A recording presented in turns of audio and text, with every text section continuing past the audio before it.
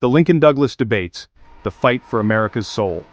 In 1858, two men squared off in a series of debates that would define the future of America. The stakes, the survival of the Union, the fate of slavery, and the moral character of a nation.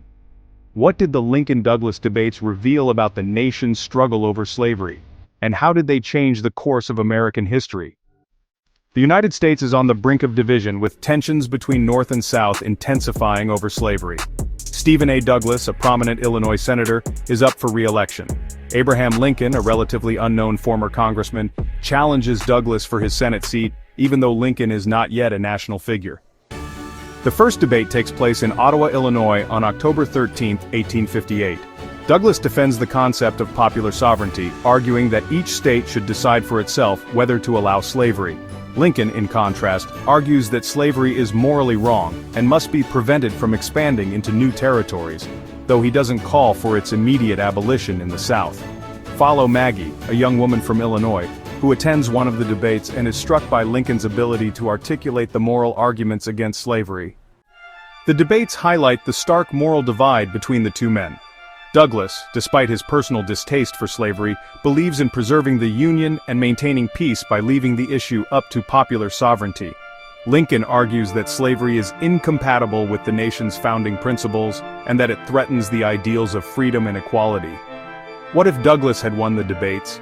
Would his more moderate stance have prevented the Civil War, or would the divide have become even greater?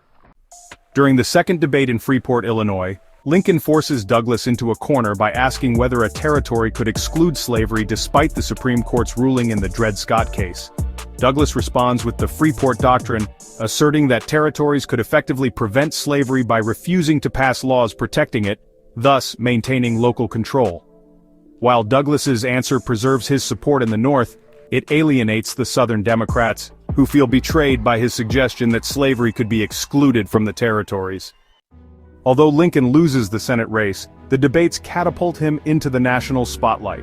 His arguments against slavery resonate across the North, where abolitionist sentiment is growing. Lincoln's stance on slavery, his moral clarity, and his call for a nation united in freedom make him the ideal candidate for president in 1860. The Lincoln-Douglas debates draw an estimated 20,000 people over the course of the 7 debates, and newspapers nationwide report on the exchanges, giving Lincoln a national platform. In 1858, Abraham Lincoln may not have won the Senate seat, but he won the ideological battle for the soul of America. And in 1860, the nation would choose him to lead them through the storm that was about to break. Did the Lincoln-Douglas debates change the direction of the nation, or were they merely a precursor to the inevitable Civil War?